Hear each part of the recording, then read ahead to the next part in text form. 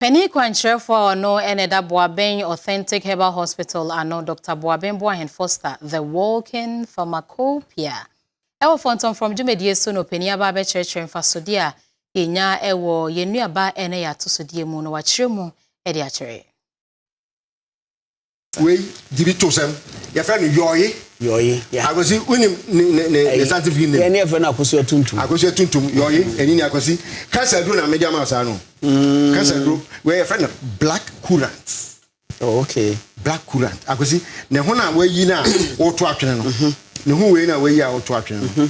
Akosi we ne ho we say na we yi a tuntum no we na wo to atwene no. Akosi eno so omode ya dro pa respiratory dro they say asthma pneumonia to home na emayi na dro pa no agosi na aduane we say na aduane we nyina cancer dro agosi me say liver cancer na dro kese ne kura mi we agosi opa yi hu nyina we free aka we na agosi opa soku nsuom na ade enche so na wonum adult half glass agosi ade a wo ye we so a natural way some say cancer do no esama ema feelings ema oye frigidity o so ne ha no was steam say you say rest like na hwefo me ba be kire dan no stem no we no me ba be kire we akosi utwa ne sesi a akosi no ape banchi ni dua no so twa no so sesi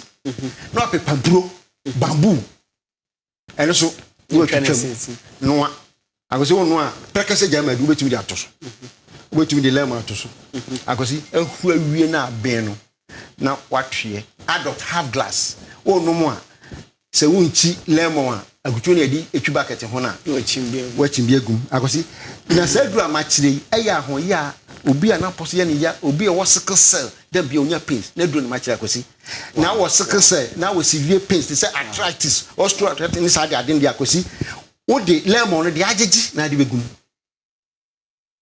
akosi ade we amachire no akosi dandilom stem dandilom ni dua we na akoto atwene no we no banche stem ni dua no ho a mpampuro stem no we gusu na hwe na de prekese ya to so we obi a we di 80 years kwa na we sisi na yes ade we to aso be 2 weeks akosi me kan na say e be ko by the grace of Allah